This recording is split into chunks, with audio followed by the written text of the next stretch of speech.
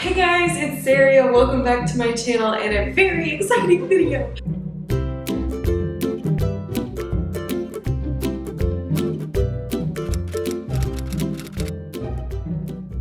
I did reach 7,500 subscribers and I wanted to do a giveaway for you guys just as a small way of saying thank you. So this is also a tutorial, so if you are finding this video later on and maybe the giveaway is already close, that's okay. I am going to show you guys how I made the stuff that's going into this giveaway in this video.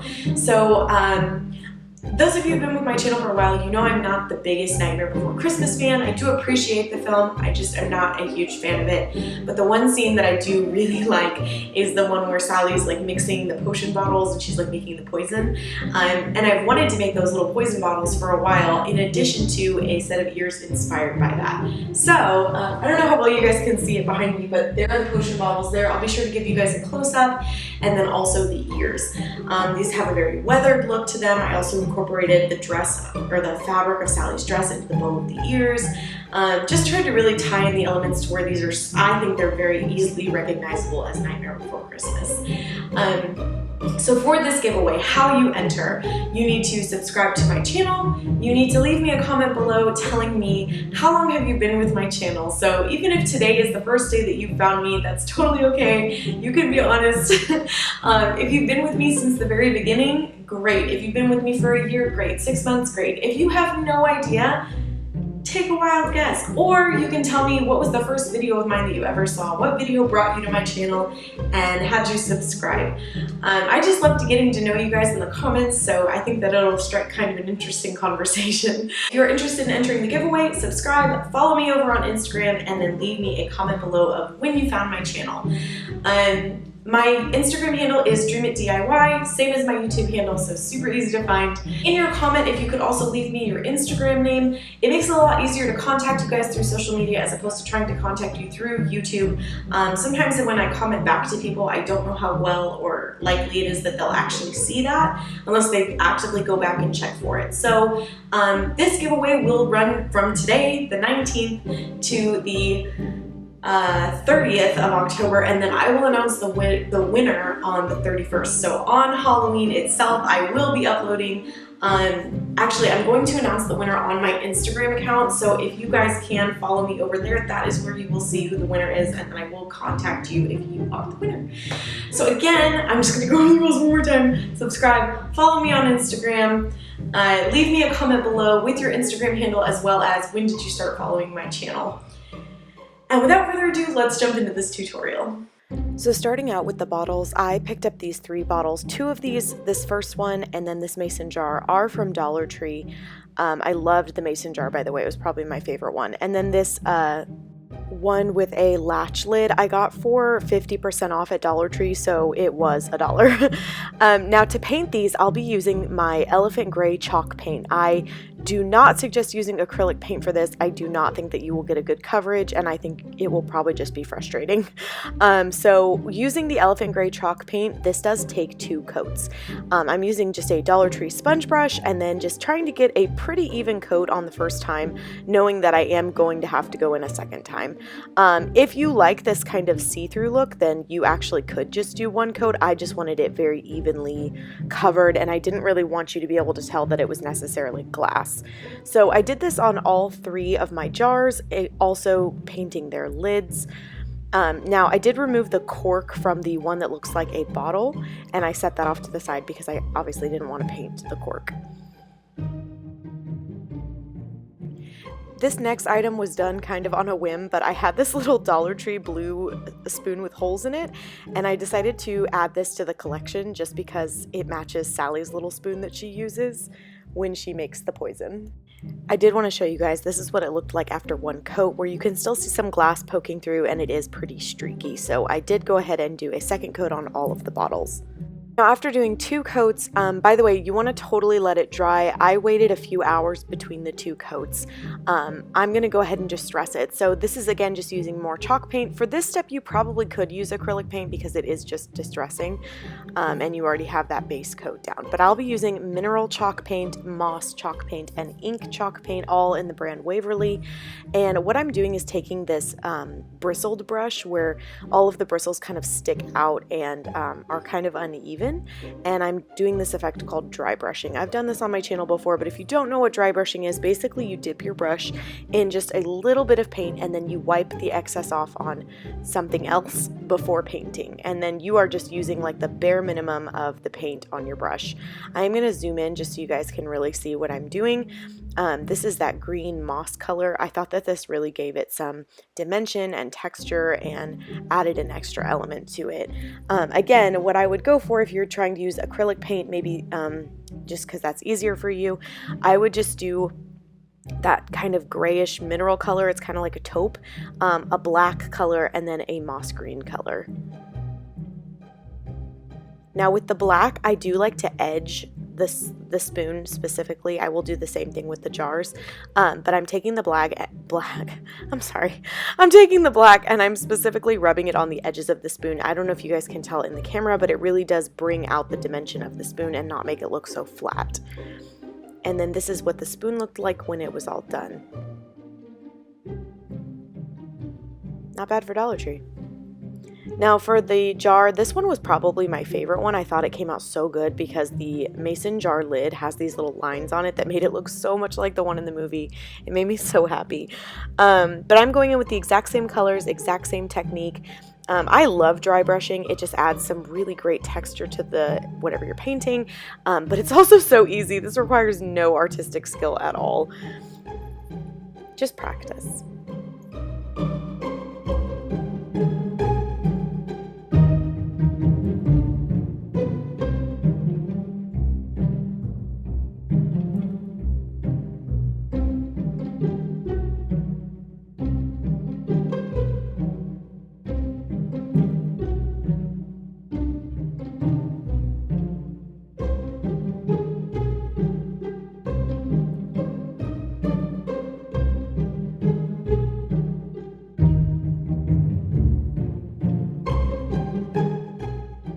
Now for the jar with the latch, I decided to take this nutmeg brown apple barrel acrylic paint, and I'm going to use this on the metal of the jar because I wanted to make it look like it was rusting.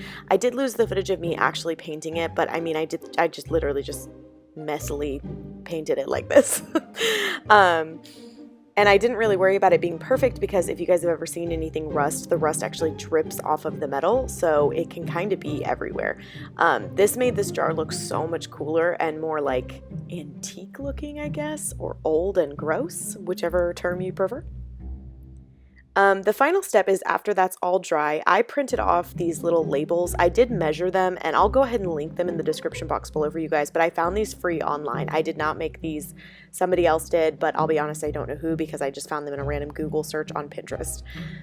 Now I'm going to be taking some matte Mod Podge and then this sponge brush, and I'm going to just kind of decide where's the best place to put the label on the jar. And now I'm going to take Frog's Breath and add that one to the mason jar and add a layer of Mod Podge on top. Don't go crazy with the Mod Podge. I wouldn't say you need like an insane amount, but I would definitely make sure that it fully got covered, especially on the edges, because you don't want the label peeling off. Now the Deadly Nightshade label I am putting on the jar with the latch. Again, I kind of wanted this to really resemble the ones in the movie, but I'm doing the exact same technique, adding a layer of Mod Podge, pressing down the label, and then going over it with another layer.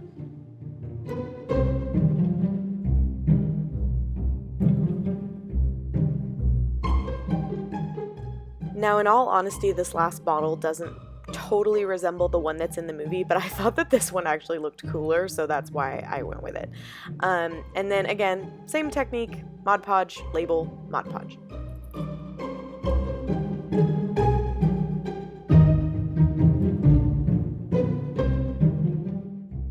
And this is how the jars and spoon came out at the very end. I think these look so cool, and even not being a huge Nightmare Before Christmas fan, I'm very, very proud of how these came out.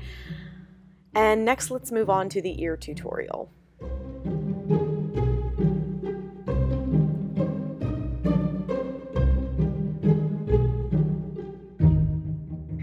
Now to do the ears, I have all of the supplies here. Starting out with my ear templates, I do have these linked in the description box below. My gray Waverly chalk paint, that little blue spoon that I ended up using for the potion bottles instead, a 1-inch headband, some stuffing, gray fabric that I just got in a fat quarter, and then Sally's dress fabric, which I specifically got from Joanns. Now, starting with the gray fabric, I am going to lay out my fabric. It did have some creases in it, so I actually pulled it away and ironed it real quick just to get rid of them for the most part. And then I am going to be using the largest ear template, which is the ear cutting line. I'm going to trace this 4 times onto the gray fabric, because you will need 1 panel per side. So 2 ears, 4 panels, and then you're just going to trace these and cut them out.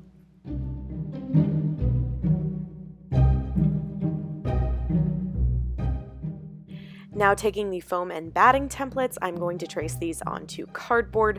I really should relabel these because I really use them for cardboard mostly, but it's okay. So I'm going to be tracing 4 of these. Again, you need 2 per ear. And then also cut these out as well.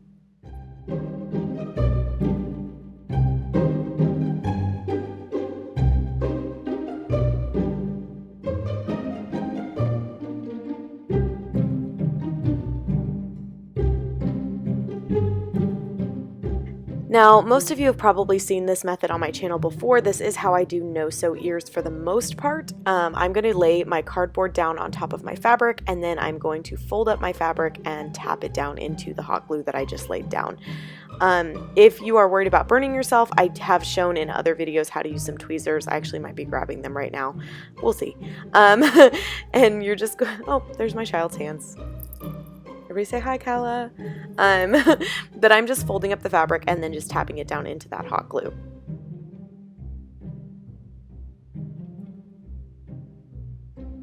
So don't pull your fabric too tight. If you've done ears before, you might know, but if you pull them a little bit too tight, then it's hard to get the stuffing inside. And I personally prefer my ears kind of plushy.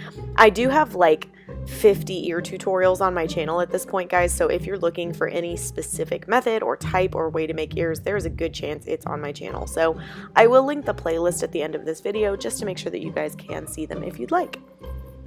And then to close up the bottom, I just add a line of hot glue around the bottom and tap the fabric into it after stuffing, and then trim off the excess fabric. And then I'm going to repeat this step with the other ears.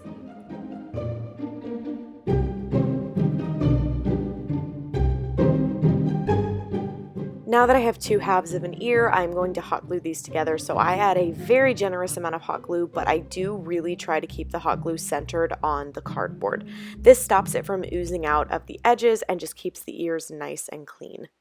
And then I'm going to firmly press the 2 halves together until the glue has set and dried, and then the ears are totally attached. So now I'm going to be doing the same method that I did on my bottles. I just realized that I didn't show these paints in the supplies. I'm so sorry, guys. But I'm going to be using that moss green again, that mineral color, and then black as well as the elephant chalk paint. So the good news is if you decide to make both of these, you actually already have the supplies for one if you use the paint for the other. But I'm just going to be doing that dry brushing method again to give it that same look that I did to the jars.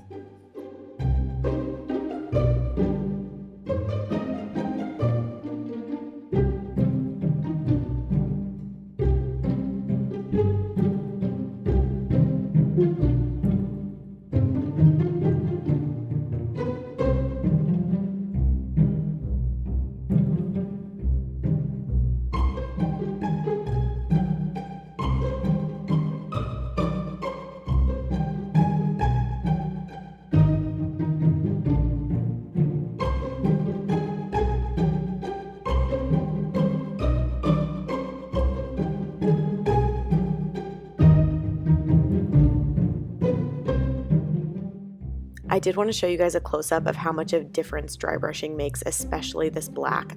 Be really careful because you don't want to go too heavy-handed, but they just look completely different with it. And this is what it looked like completely dry. Next, we're going to move on to the bow. Now, I will be stitching the bow. I do have several no-sew bow methods on my channel. I will try to link them in the description box for you guys. But being that these were going into a giveaway, I did want to sew the bow and make sure that it was nice and secure for the stuffing. So I am just going to fold this into thirds, and then I'm going to pin the sides and do a stitch along that first side. The other side, I'm going to do the same thing. I'm going to insert 3 pins on the side, but I am going to leave an opening this time. Make sure that you leave an opening because you obviously want to be able to stuff it. Now I will tell you guys, I left the opening on the side and then I realized that I'm pretty sure I could have just done it through the fold in the center of the bow. So there's that. But I turned my bow right side out after stitching it closed, and then I'm going to go ahead and add some stuffing. Now, when I was stuffing the bow, the most important thing, see, you guys, I realized that right here, like, oh, there's an opening in the center. Good job, Saria.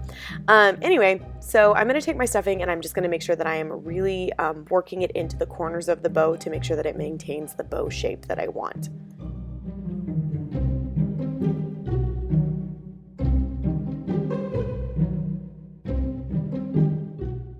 And then after I think I have it to a nice plushiness, I'm just going to stretch it out a little bit, make sure that I like how it looks, and then I'm going to pinch it and check it to make sure that none of the stuffing pops out. I am adding a very thin line of hot glue to that center seam. Now this is a jersey type material, so it actually won't fray on you, which is something nice, but these are going to somebody else, so I want to make sure that the stuffing's not going to pop out or anything. So after doing that, I'm going to actually turn it into its bow shape. Using Sally's fabric, I just cut a very thin strip of it. I am going to hot glue it onto the bottom first, and then I'm going to very tightly wrap it around the center of the bow. I would definitely look at the fabric because I had to work with it a little bit to make sure that the center part wasn't that black patch that's on her dress. It just kind of started taking over what the bow looked like, and I didn't like that. So I really tried to make sure that the teal was what was popping out in the center. And then I'm using a tiny bit of hot glue to close up that little hole that I left on the side to originally stuff it with. And now I'm just fluffing the bow up, making sure that it looks nice. And I did try originally to put the spoon into the center of the bow. That was my intention for the spoon. But it just didn't look right. I think it was just a little bit too big and it kind of overpowered the ears. So I decided instead to use that with the bottles. But obviously if you guys like the look of this, you are more than welcome to do what makes your heart happy.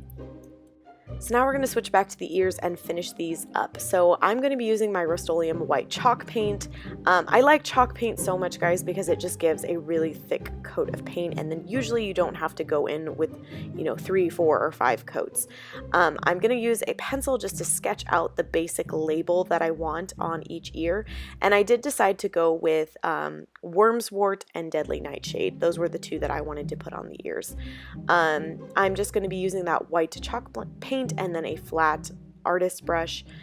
I say artist brush just so you guys know this is from a Dollar Tree pack of paintbrushes. And I'm going to be just taking my time painting that white label onto each ear.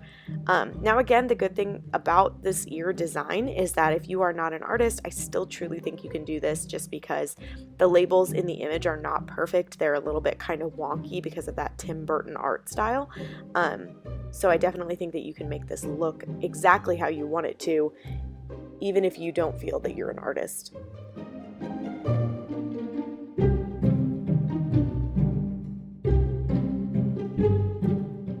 I let that dry for about 30 minutes, and then I am taking a pencil and using the same art image that I used on the bottles, and I'm just going to draw the little swirls that are on top of the label and then the actual words or letters themselves. Again, something I love about this is that these letters are not perfect. They're kind of wonky, and it makes it really easy to replicate it.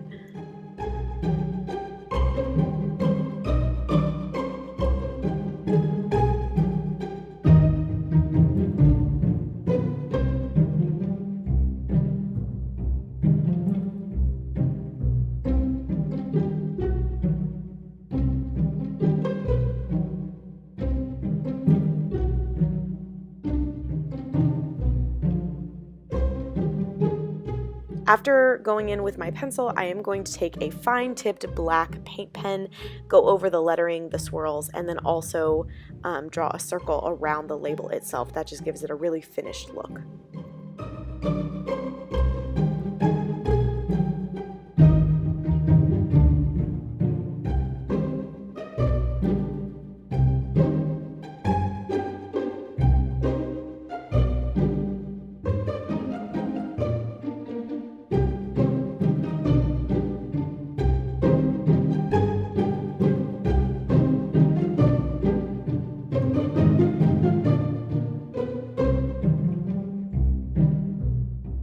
And then, like I said, I am doing a circle around the label with the paint pen. I just took my time with this and just gave it a nice outline. I think it gave it some dimension and just made it look more complete and less like it had been painted on.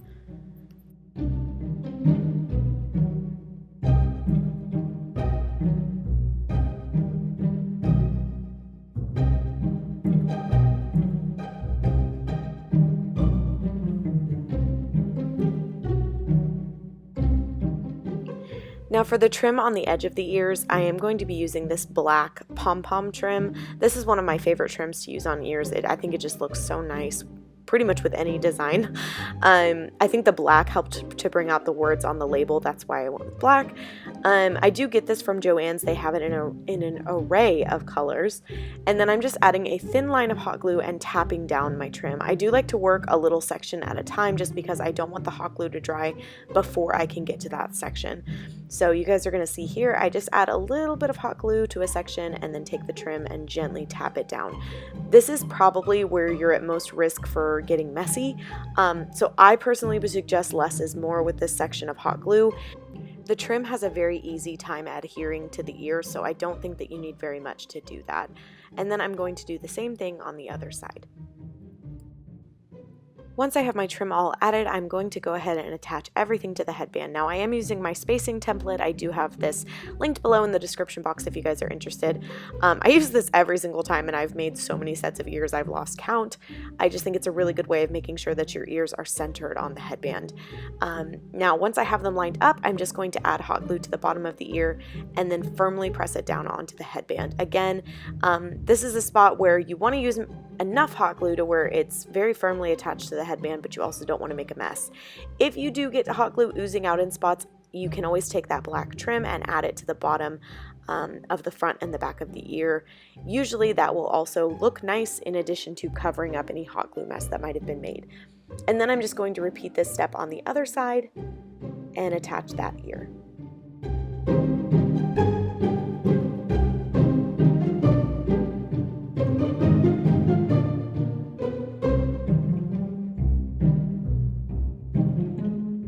And then the last thing is hot gluing on the bow. So I just added a little bit of hot glue to the bottom of this bow and I'm firmly pressing it down onto the headband.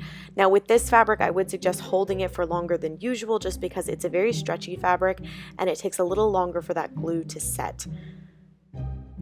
And that's the last step for these ears. I think they came out absolutely gorgeous and they look so much like the bottles in the movie.